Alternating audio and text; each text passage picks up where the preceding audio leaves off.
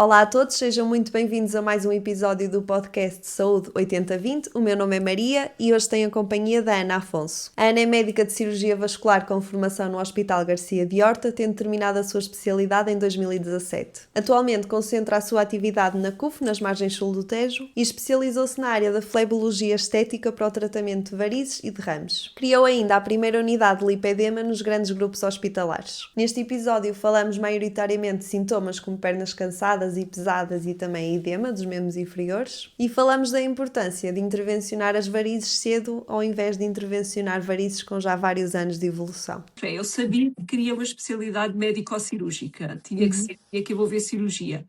E, entretanto, quando nós, no curso de medicina, temos os 6 anos, existe o 6º ano, que nos permite fazer alguns estágios de especialidades que escolhemos. Eu escolhi cardiologia e cirurgia vascular no Hospital Garcia de Horta. Nunca tinha estado em contacto com esta especialidade e foi muito engraçado porque realmente foi um mundo novo para mim e que eu gostei imenso. Foi uma carótida, a minha primeira cirurgia que eu assisti. Uma estenose carotídea e eu, isto é espetacular, e foi no Garcia de Horta que em termos geográficos me era conveniente e me dava jeito, porque eu sou da margem sul do Tejo, e foi assim a escolha, por ter passado por um estágio naquele hospital. Quando chegou o dia da escolha havia essa vaga e olha, foi assim o meu Aproveitaste. para a escolha da especialidade e o local.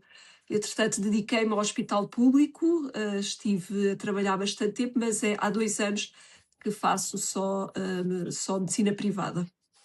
Ok. E porquê que achas que surgiu assim este gosto pela cirurgia vascular? É pelo meu gosto pela cirurgia em si, Hum. portanto eu gosto de ser interventiva logo nos doentes, além da nossa área médica e que nós, portanto, intervimos sempre indiretamente, através de tudo, desde aconselhamentos, desde terapêuticas, desde tudo. A parte cirúrgica tem uma componente muito ativa de intervenção, com resultados imediatos. E eu gosto dessa parte de manuseio e de mexer diretamente e de causar um impacto quase imediato. E sempre gostei muito de cirurgias. Sempre lembro-me de ver médicos cirurgiões e neurocirurgiões e fazer aqueles debates de cirurgias super prolongadas. E eu pensava, isto deve ser uma carreira Incrível. eu vou seguir. Eu lembro-me de querer neurocirurgia, mas depois percebi que não gostava muito. E depois foi a cirurgia vascular que foi de encontro ao que eu encontrei nesse estágio no Hospital Garcia de Horta e gostei muito e vi que era uma componente. Isto é, a cirurgia vascular é muito global, isto é, temos muita parte médica do doente, temos muita parte técnica, porque também temos exames auxiliares, como o ecodoppler, depois temos a parte cirúrgica em si, portanto eu consigo fazer, como costumo dizer, de tudo um pouco, sem me cansar muito de ter a rotina só de consulta, só de exames ou só de cirurgias. E o contacto com o doente é muito direto e muito frequente. E acaba por ser uma especialidade que também acabas por ter contacto nas diferentes fases, não é? Ao longo do processo terapêutico. A própria Sim. parte dos aconselhamentos, depois da medicação, depois se calhar progredir para a cirurgia, para o pós-cirúrgico. Exatamente, é aquela visão global do doente, de todas as fases de tratamento, e acompanhar o doente do início até sempre. Pois a cirurgia vascular é quase muitas especialidades, é muito crónico, não é? São doenças crónicas, portanto nós temos um doente para a vida, na maioria das vezes, seja pelas patologias mais graves, seja as menos graves, desde as varizes, desde as doenças arteriais, mas são patologias crónicas, portanto é um doente que fica para sempre connosco. Além de que são patologias mesmo muito frequentes. Então, quando falamos da parte das varizes e da insuficiência venosa, acaba por ser, assim, eu não gosto de inventar percentagens, mas eu diria que para aí uns 70% da população deve ter alguma insuficiência. Não, sem dúvida, porque temos depois de dividir as partes, que é a maioria com a maioria das pessoas tem pelo menos algum sintoma associado. Pernas pesadas, cansadas, o inchaço, seja por que causa for. Depois temos aquele subtipo que é realmente uma doença venosa e que está associada às varizes. Também é muito frequente na população, principalmente na população feminina, devido a por vários motivos mas é sem dúvida nenhuma uma patologia muito frequente. E é frequente não só em número de doentes que são afetados, e frequente também no mesmo paciente, porque como é uma doença crónica, portanto, o próprio doente necessita de muito acompanhamento, várias intervenções às vezes, porque realmente não existe cura para as varizes, como eu costumo dizer, existem tratamentos, e um bom acompanhamento e bons tratamentos permitem controlar a doença para ela não evoluir. Sim, acaba por ser uma coisa muito recorrente, não é? E mesmo que não seja no mesmo território, pós-intervenção, estamos a falar de uma área muito extensa da parte vascular, não é? E então Não, acaba por. sem dúvida, porque os doentes aparecem na consulta e depois de, mas já fui operado, agora tem. Eles perguntam muitas vezes, vou ser operado, mas podem-me aparecer varizes outra vez? E eu respondo sempre, pode, porque eu faço sempre este discurso. A doença chama-se doença venosa crónica. O crónica significa que é para a vida toda. O fato de nós operarmos ou fazermos tratamentos de secagem ou lasers, significa que nós estamos a tratar aquela doença naquele momento. Depois podem surgir outras varizes noutros sítios, noutros territórios, temos várias veias, várias perfurantes, várias safenas, e então isso é verdade. Portanto, tratamos no presente, mas depois no futuro podem surgir noutras localizações. E aqui entra, cá está, mudança de estilo de vida para podermos prevenir a evolução das varizes. Ok. Quando estavas a falar assim dos sintomas mais frequentes, quando temos má circulação, não é? E quando temos esta insuficiência venosa, quais são assim algumas coisas que eu posso fazer quando começo a ter esses sintomas, para retardar um bocadinho a progressão da doença? Essas são perguntas muito importantes, porque realmente quando não temos mesmo a doença venosa, mas já começamos a ter sintomas, é muito importante conseguirmos atuar logo desde o início. Aqui Uhum, o fundamental é combater os principais fatores de risco e que aumentam os sintomas, que é o sedentarismo, por exemplo. Portanto, é necessário ter uma vida ativa, seguir as recomendações da Organização Mundial de Saúde relativamente ao exercício físico semanal, temos as nossas ter o compromisso para com o exercício físico, sendo que no caso das varizes não existe condicionantes ao tipo de exercício que é feito. Depois, no caso das mulheres em específico, ter muito cuidado com as pílulas, com as hormonas, que provocam não só sintomas, uma vez que elas aumentam a dilatação venosa, portanto, tomar pílula leva à retenção de líquidos, aumenta os uhum. sintomas, portanto, se virmos que temos esse quadro clínico, junto ao ginecologista, ver se há uma alteração do tipo de anticoncepcional para evitar calor prolongado, por exemplo, estarmos na praia ao sol, podemos apanhar sol, mas evitar fontes de calor, irmos muitas vezes à água e molhar as pernas em água fria.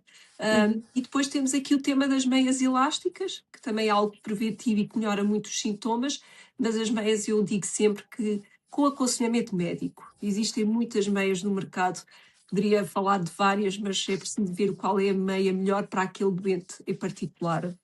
Sim, até porque cada uma tem graus de compressão diferentes e mesmo que a pressão da meia seja indicada, às vezes a maneira como a pressão é aplicada na meia também acaba por fazer aqui alguma diferença, o próprio comprimento, não é? E Não, é tudo, é comprimento, é o grau de compressão que nós definimos na consulta. Depois são os comprimentos e as medidas que são feitas nos locais onde se adquirem as meias e têm que ser as corretas. Uma perna que tem 1 metro de comprimento é diferente de uma perna que tem 70 ou 80 uhum, centímetros. Portanto, as meias depois ficam desconfortáveis e eu digo sempre, olha, dizem muitas vezes na consulta, doutora, eu não consigo usar meias elásticas, são desconfortáveis. Então é porque algo se passa com aquelas meias, porque as meias não devem ser desconfortáveis. As meias devem ser causar conforto. Portanto, se provoca garrote, se está a provocar algum grau de desconforto, é porque não estão a ser as corretas, tanto nas dimensões como no grau de compressão. E depois é outra questão importante, é até onde? Usa até aos joelhos, até colã, usa até à raiz da coxa. Isso vai depender de uma avaliação vascular para definirmos qual o melhor tipo de meia. eu sinto que agora há muita essa tendência e eu confesso que sou fã de meias de descanso, barra de compressão, mas é um bocado o que tu dizes, agora qualquer marca, começa a vender, às vezes sem grande ciência por trás, sem Sim, grandes. sim, muitas vezes porque são bonitas, porque têm aqueles desenhos engraçados. Essas meias têm um grau de compressão, sim, mas o que eu noto é que o tipo de costura às vezes provoca algum desconforto. As meias clinicamente receitadas e aquelas que vê-se nas lojas ortopédicas ou nas lojas de fisioterapia, de material médico, são meias que as costuras estão feitas de forma a não existirem e de não provocarem vincos. E por isso as meias são confortáveis. Eu tenho as minhas neste momento, por exemplo. Eu estive a operar de manhã, eu sou Sim. fã das meias elásticas, por exemplo, as pessoas dizem mesmo, mas no verão custa tanto. Eu então no verão é que eu sinto mesmo bem. Se o calor começa a apertar, eu sei que tenho que logo colocar meias elásticas para chegar ao final do dia com a sensação de pernas leves, senão elas inevitavelmente ficam a pesar. Sim, essa questão do a meia é suposto aliviar, porque é uma coisa que eu vejo muito em consulta, não é? Principalmente em mulheres que não querem usar tantas meias, ou porque usam saias ou vestidos, ou porque é mais incomodativo usar uma meia até à raiz da coxa ou até o colã. E a verdade é que se a meia estiver adaptada, nem se sente praticamente, ou sente-se o benefício da própria meia. Tal e qual. Eu neste momento até fui confirmar se as tinha, que eu ia dizer que tinha, eu fui confirmar porque não percebo que são meias elásticas, só para dar essa noção que se elas estiverem bem adaptadas, elas realmente não se sentem. E depois, e outra coisa que perguntam imenso na consulta, que é, mas eu devo usar meia elástica? A meia elástica é ótima para quem tem sintomas, porque realmente aquela compressão graduada melhora a Alivia. circulação e melhora os sintomas, mas se não vai retardar o aparecimento de varizes, não são elas que vão tratar os derrames nem as varizes. Claro que apertar uma meia, uma variz grossa e a meia fica a comprimir aquela variz, diminui o lago venoso, há um menor risco de tromboflebite, mas a meia não Não substitui um trata. tratamento mais invasivo ou tratamento médico, ajuda nos sintomas, mas não deve substituir o tratamento cirúrgico, por exemplo, ou mais interventivo se existir. Uhum. Eu tinha aqui uma dúvida que surgiu agora, que é, nós sabemos que nos últimos anos o próprio estilo de vida das pessoas, não é, em comparação com alguns anos atrás, pode-se dizer que está mais prejudicial para nós, não é? Seja porque ou temos mais stress ou porque dormimos pior, a nossa alimentação se calhar não é mais adequada, somos mais sedentários por causa do nosso trabalho. Eh, Tu notas esta tradução em termos de frequência e gravidade de sintomas? Eu noto, sim e não. Ok. Sim, porque eu concordo, sem dúvida nenhuma, que o nosso estilo de vida hoje em dia é muito mais ativo em termos laborais, o que não nos dá muito tempo para termos o nosso lazer, o exercício físico. Parece que estamos sempre a deixar o exercício físico no fundo da agenda, não dando a prioridade, porque estamos atolados de trabalho e com filhos, e, portanto, sim, eu acho que as nossas carreiras profissionais mais exigentes levam a que isso fique um bocado mais descurado e mais no fundo das prioridades, o que não devia acontecer. Depois, relativamente à alimentação, felizmente com as redes sociais e com os mídia, já existe muito mais aquela atenção para com o tipo de alimentação.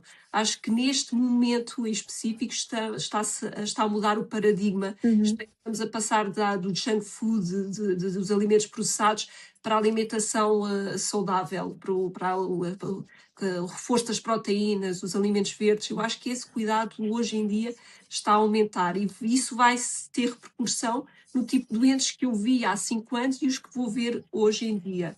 Outra coisa que é diferente dos tempos de antigamente é que as pessoas iam muito menos ao médico, esperavam muito mais tempo e hoje não, hoje estão mais em alerta. Vê-se claramente doentes mais jovens e com doenças mais precoces a irem ainda mais cedo ao médico, o que vai também mudar aqui portanto, o tipo de doença que é muito mais grave ou mais ligeira, porque chegam a estadios muito mais precoces. Portanto, eu acho que sim, falha realmente o stress e a falta de tempo, mas em benefício temos o nosso maior alerta e o maior recurso aos cuidados médicos cada vez mais cedo. Sim, muitas vezes por divulgação mesmo dos próprios profissionais, não é? Destes sintomas que tu também fazes na tua página, não é? E destas problemáticas que faz com que as pessoas estejam mais alertas e que, se calhar, ao chegar a casa ao fim do dia com um pezinho mais inchado ou com a perna mais pesada, não é tão normal como eu achava que era. Não, tal e qual. E alertar para o tipo de doenças ou o tipo de urgência de ir visitar um médico, se pode esperar, o que é que são os sinais de alerta mais graves. É isso, é aquela questão que muito falada, que é a literacia em saúde, que é muito importante, e vemos que nós, colegas, nós médicos e outros profissionais e técnicos de saúde, têm realmente alargado horizontes e vir muito aqui para as redes sociais divulgar, e não é divulgar, é dar a conhecer e dar mais informação clínica que é relevante e baseada na ciência, porque estudamos e sabemos, Uhum.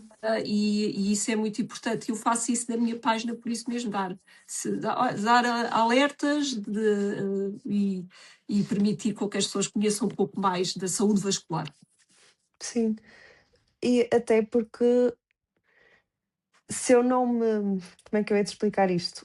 Se eu não contribuir para esta parte da literacia em saúde enquanto profissional, eu depois também não posso esperar ou não posso queixar-me que os meus utentes não estejam informados, não é? Porque parte do meu trabalho é informá-los da melhor maneira possível para eles tomarem as suas decisões. É, E se eu não o faço, eu dou palco a outros que se calhar não têm tantas competências, mas que falam de uma maneira melhor ou dizem as coisas de uma maneira que soa melhor, não é? E mais bonitas, ou têm uns posts mais bonitos, e se calhar dou mais palco a essas pessoas que podem espalhar informações erradas ou menos corretas. É verdade. E que tem um bom marketing por trás, portanto, tem mais visibilidade e o conteúdo até não é o melhor. E eu também gosto muito do tema da literacia em saúde. Eu acho que os doentes ficam mais comprometidos com os seus tratamentos e com a sua doença e com a sua saúde quando conhecem a doença e conhecem as causas, os benefícios dos tratamentos. Se nós nos comprometemos e sabemos com o que estamos a lidar, é muito mais fácil, as expectativas são muito mais fáceis de gerir, e isso é muito importante. E o doente fica com as ferramentas todas na mão, e isso é importante, guiar-nos por fontes fidedignas, porque hoje fala-se muito, e é verdade, no Google, no Dr. Google ou no chat GPT, que é verdade, as informações estão lá, mas não há capacidade de filtrar o que deve ser tido em conta e o que deve ser ignorado. Eu dou sempre o exemplo das pernas inchadas. O chat GPT está preparado, o algoritmo, para e termos prioridade, dá os casos mais graves.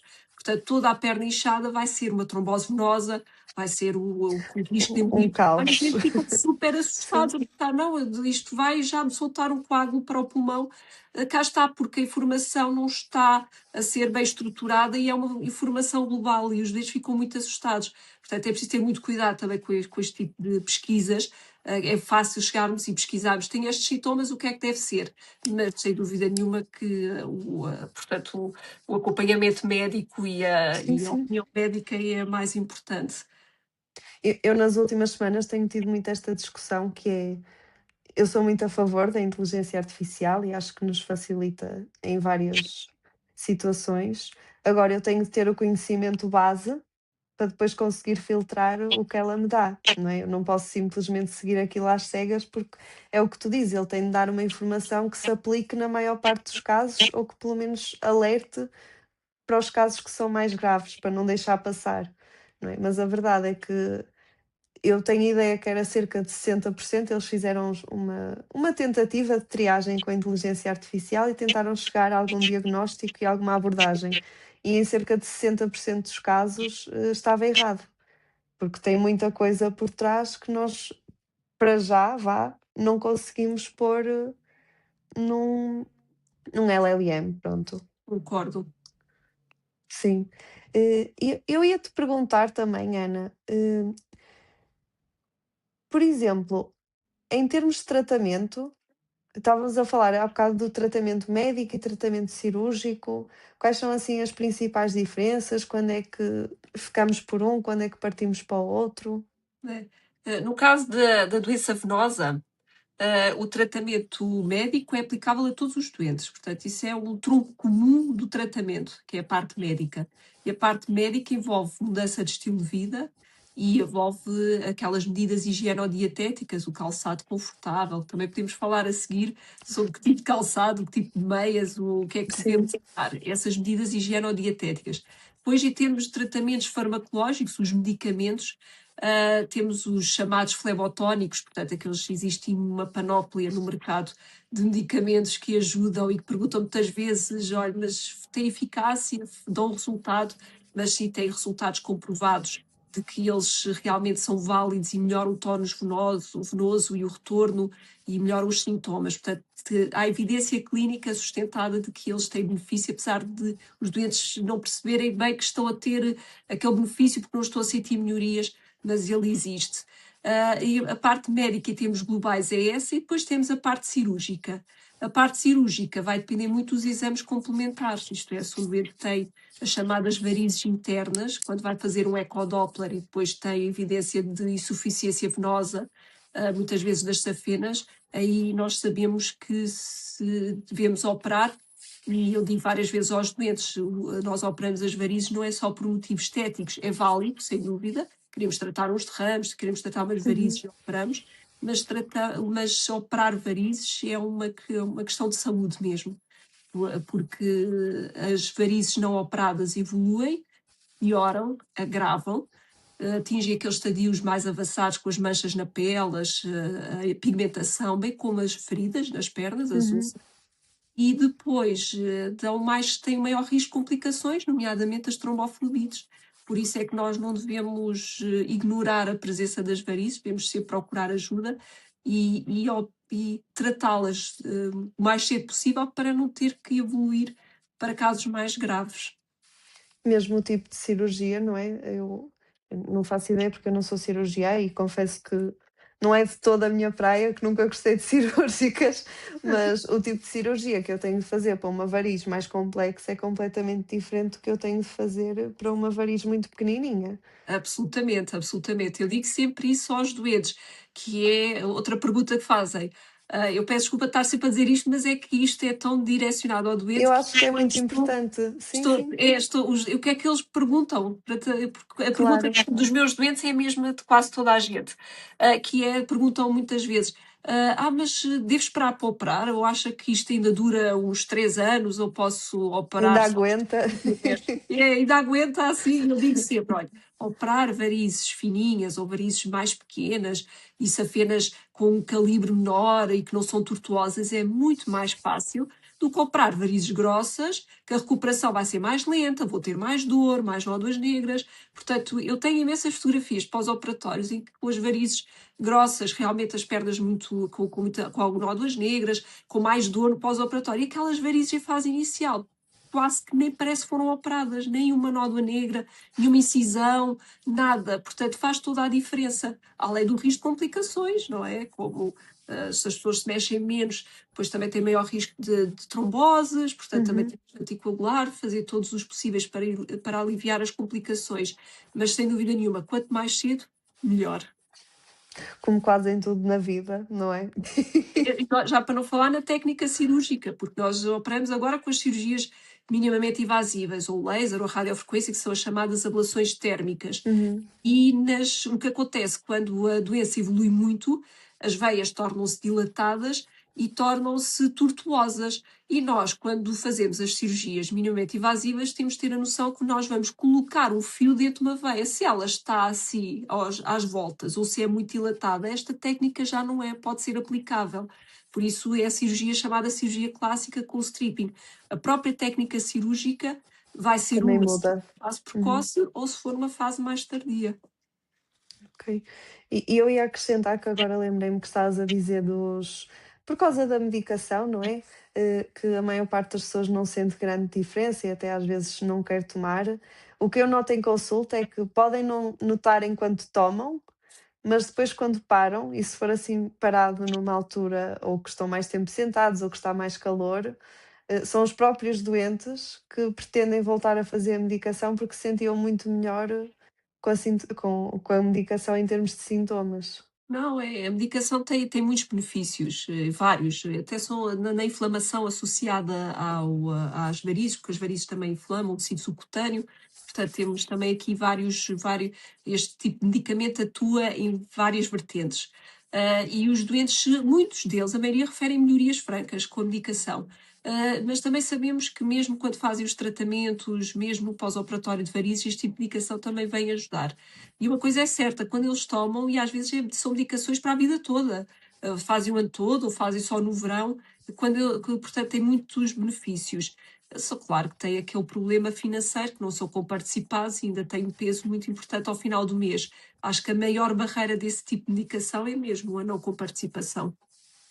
Sim, do que eu vejo em consulta acaba por ser.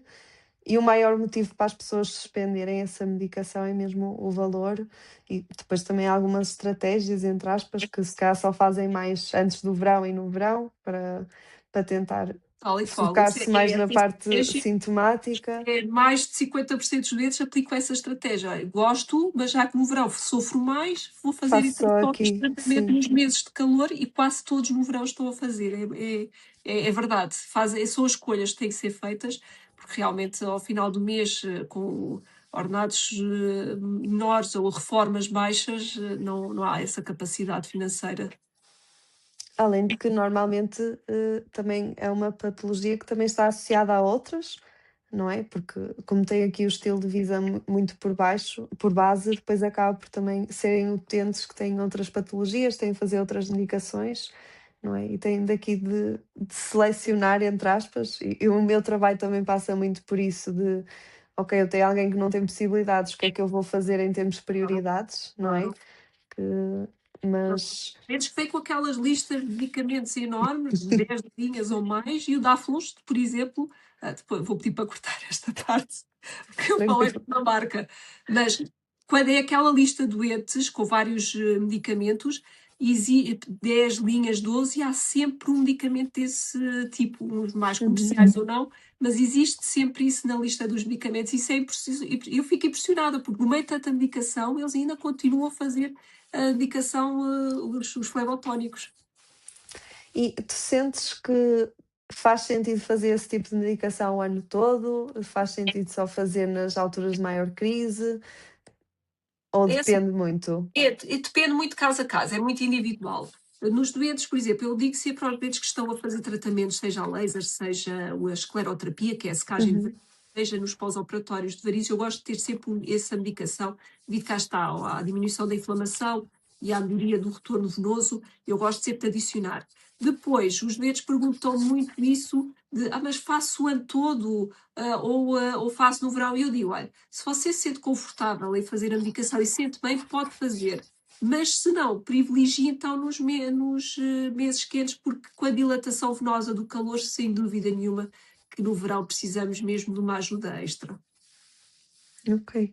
Ana, eu vou pegar aqui no que disseste há bocado relativamente aqui ao calçado e às próprias meias, porque eu acho que é algo que não falamos muito e eu própria não faço ideia qual é o calçado mais adequado, por exemplo, para prevenir aqui a doença venosa crónica. E acho que também seria interessante para quem está a ouvir de ter essa informação, lá está, para evitar ao máximo. Claro.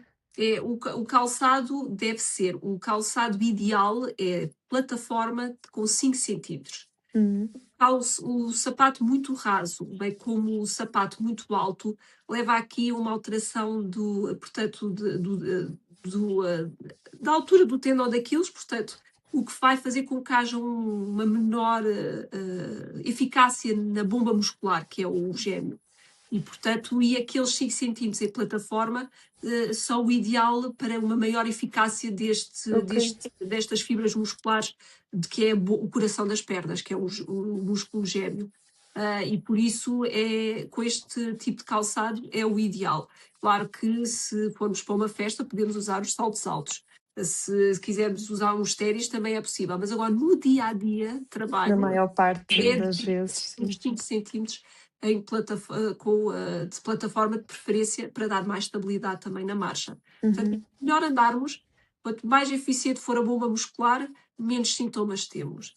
Depois outras coisas que podem ser também aqui, pegando o calçado e no dia-a-dia de trabalho, uma coisa muito importante que podemos fazer na nossa rotina do dia-a-dia, por exemplo, nós agora estamos a falar, estamos aqui sentados, ou estamos numa secretária, ou estamos em pé, tanto faz, desde que seja em pé ou sentado. O problema aqui é não mobilizarmos. Estamos ali com os pés pendentes, com o músculo parado e o sangue fica ali sem se mexer.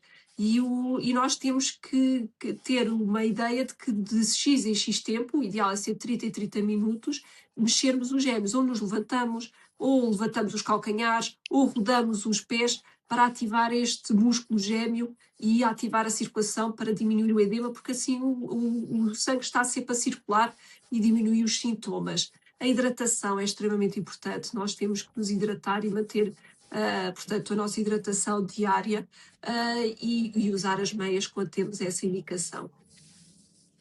Por acaso eu já tinha ouvido falar desse exercício, não é? O de levantar os calcanhares, e até eu costumo sugerir em consultas, porque nós temos muita tendência a achar que não temos tempo para fazer nada, não é? E se calhar se eu sugerisse um treino organizado de gêmeos a alguém, era muito mais difícil ela ou essa pessoa fazê-lo. Enquanto que se calhar, tal como tu disseste, meia hora, fazer ali 20, 30 repetições no lugar, só para mexer um bocadinho os pés. É o suficiente. Eu faço imenso isso e, por exemplo, então em ambientes quentes eu estou sempre, olha, eu no aeroporto estou sempre a fazer isso, eu no avião estou sempre a mexer as pernas. E depois, por exemplo, uma circunstância que é, minha filha faz natação e aquele ambiente é muito úmido e quente. É Uhum. impressionante que quando estamos ali sentados, sem nos mexer a ver as provas, e eu sinto logo as pernas a começar a pesar. Eu não tenho insuficiência venosa, tenho o que toda a gente tem, que é se trabalho muito e estou muito tempo em pé, vou ter sintomas. Então, Sim, ter ambiente quente da natação, e de estar assim sentada sem mexer as pernas, eu estou constantemente a mexer os calcanhares, a mexer os tornozelos e alivia muito. Não uso meia elástica porque com o calor é insuportável, mas sempre fazer os movimentos, mesmo porque e alivia bastante. agora falando de meia elástica, veio uma pergunta que já me tinha surgido há bocado, mas esqueci-me de perguntar. Eh, Há alguma evidência de nós usarmos a meia elástica ou meia de compressão, vá, o dia todo, incluindo noite e para todas as atividades? Ou há assim uma altura que é mais indicado utilizar? De noite não devemos usar sequer a meia, tirando a indicação de pós-operatórios, e que cá está, Uhum, todas as indicações são individualizadas, mas à noite não precisamos, porque não temos a gravidade a exercer o efeito. Portanto, à noite não faz sentido usar meias elásticas, até porque as meias, algumas já são com algodão e já têm menos esse efeito de desidratar a pele, porque depois quem usa sente muito, fica a pele seca e está com sim, muita paixão. É muito importante a hidratação da pele antes e depois de pormos a meia, para diminuir essa secura da pele. À noite devemos pôr a pele a respirar e não precisamos, porque estamos deitados e a gravidade não está a fazer esse ajuda. Uhum, efeito. Agora, se formos ativos, por exemplo, vamos fazer exercício físico, o gêmeo está a trabalhar, está a fazer a sua drenagem linfática e o retorno venoso naturalmente. Também não há aconselhamento clínico para usar meias no exercício, nem quando nos mexemos. Agora, uhum, se estamos parados, se vou fazer uma viagem de avião, se vou trabalhar e sem faltar 8 horas a operar, ou se faltar 8 horas no escritório, no computador, aí é que a meia ajuda muito. E tem evidência científica, com mesmo, de que tem resultados na melhoria dos sintomas. Isso está comprovado e está nos nossos livros, do grau de evidência clínica que tem. Portanto, é mesmo clinicamente relevante. ok. Eu por acaso é sempre uma dúvida que tenho, porque lá está, e eu própria às vezes uso ou para treinar ou assim, porque gosto das meias, gosto de como me sinto com elas, mas é aquela coisa que eu nunca sei se estou a fazer bem ou não. A meia é bom e existe aquelas meias de desporto para quem não gosta de ver e não querem ver a dilatação venosa. Por exemplo, nós temos os culturistas ou quem faz as maratonas em que as veias hipertrofiam, é Uhum, inevitável. Estamos a trabalhar músculo e tudo tem que acompanhar o crescimento do claro. músculo. E as veias dilatam, mas são veias fisiológicas, não são veias anormais ou varicosas na maioria dos casos.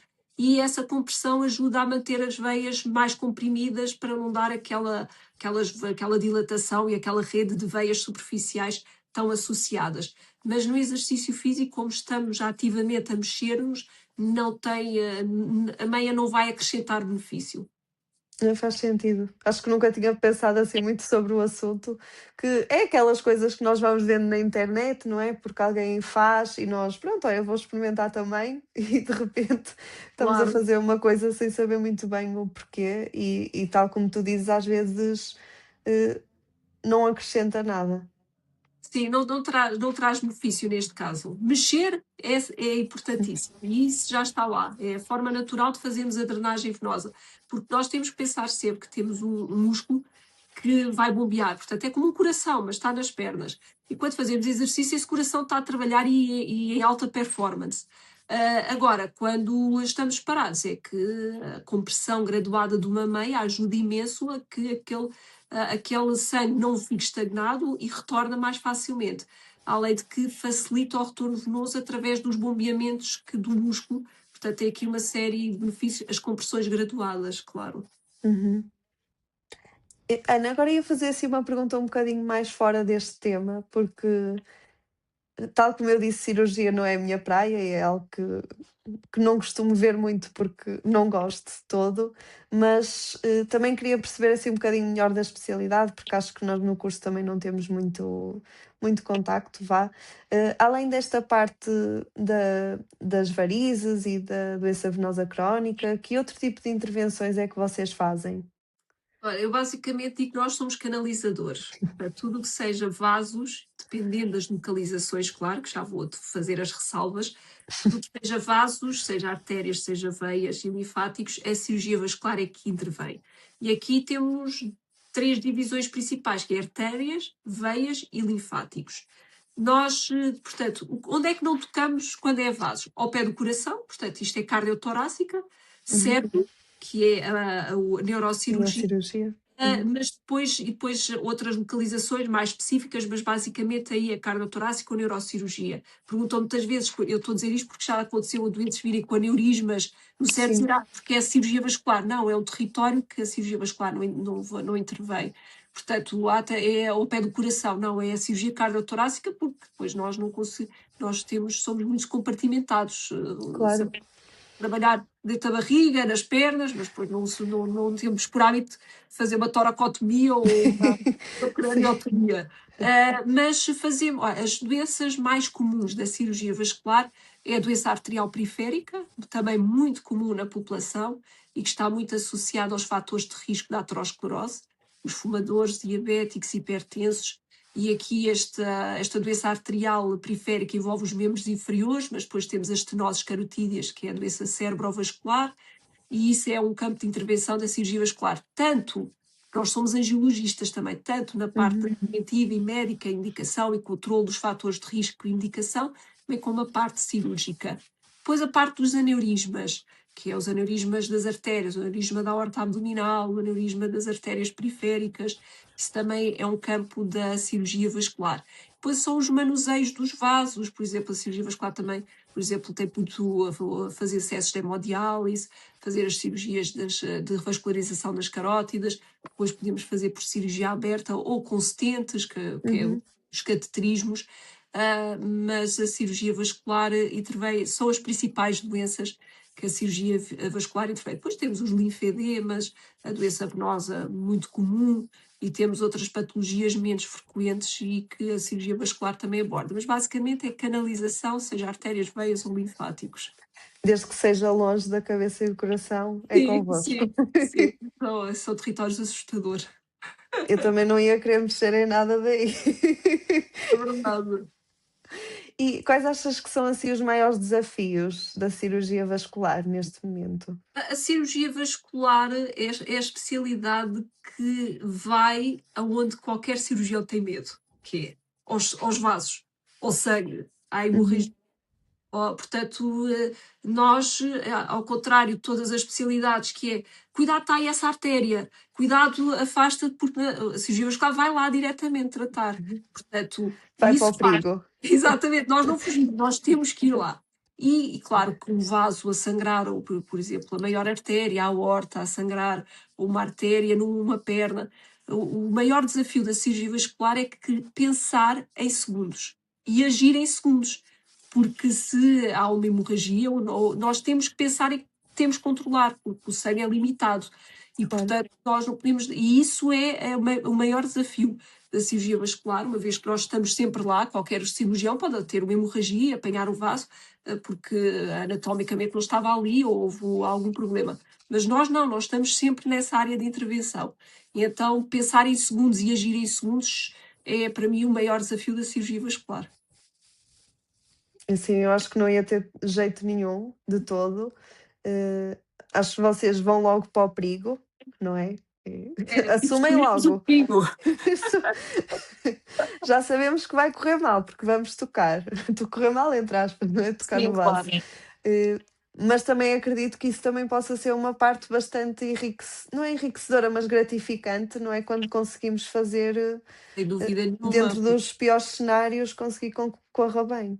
Claro, porque são cirurgias muito complexas, cirurgias de horas, e que, por exemplo, acabar uma cirurgia e saber que aquele doente foi salvo, porque o aneurisma está tratado, aquele bypass está a funcionar, portanto não vai correr o risco de perder a perna, é sem dúvida, e são doentes que agradecem para a vida inteira, sem dúvida nenhuma.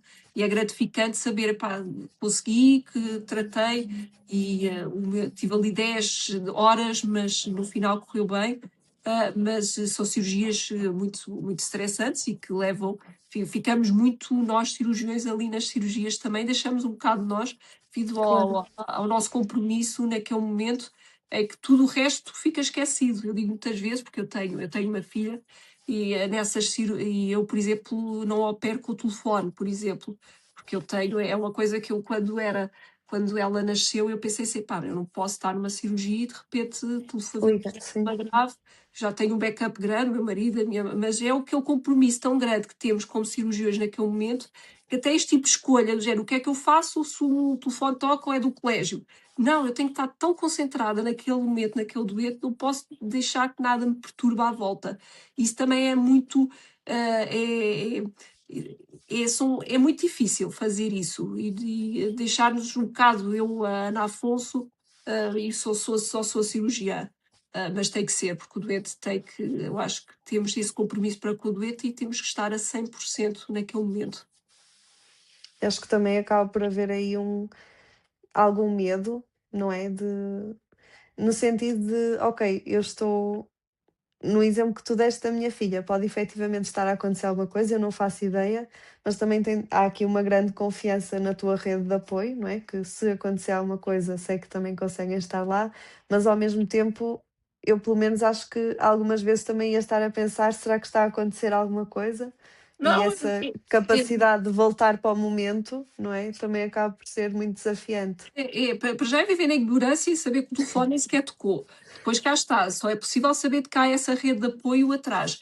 Mas o sentimento, às vezes, no final é que, falhei como mãe, entre aspas. Mas ter este tipo de profissão que tira tanto de nós, é, temos que saber lidar com isso e saber gerir.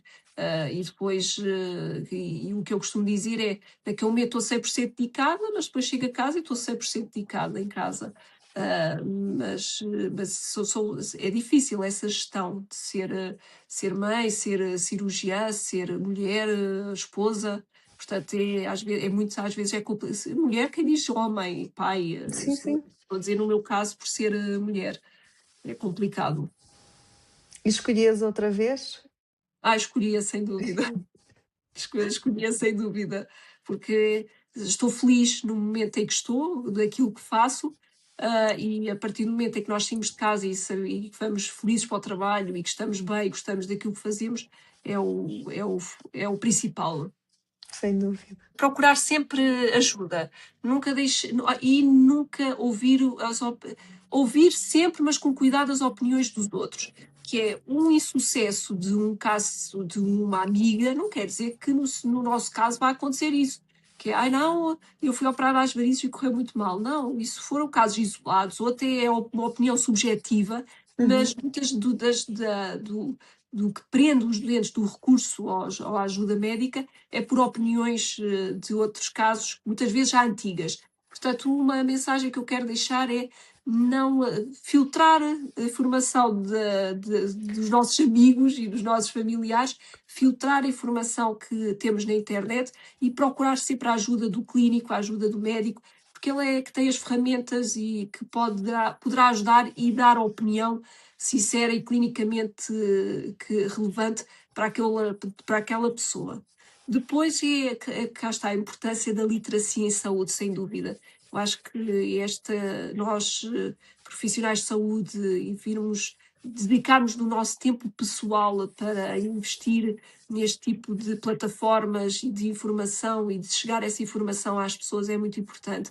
É também trabalho nosso, fora do horário de trabalho, mas acho que deve ser eu incentivo os colegas a fazer cada vez mais este tipo de iniciativas, estes podcasts, passar informação, é muito interessante. E depois, nunca espero para amanhã, é para tratar hoje. Nunca, é para hoje, amanhã não, amanhã é muito tarde, portanto, nunca deixar evoluir, é para tratar e é ir sem medos e procurar ajuda, pedir referências de médicos e pedir ajuda. Obrigada por estares desse lado. Se gostaste deste episódio, deixa uma avaliação do podcast e alguma dúvida que tenhas para mim ou para a Ana, podes deixar nos comentários. Um beijinho e até à próxima!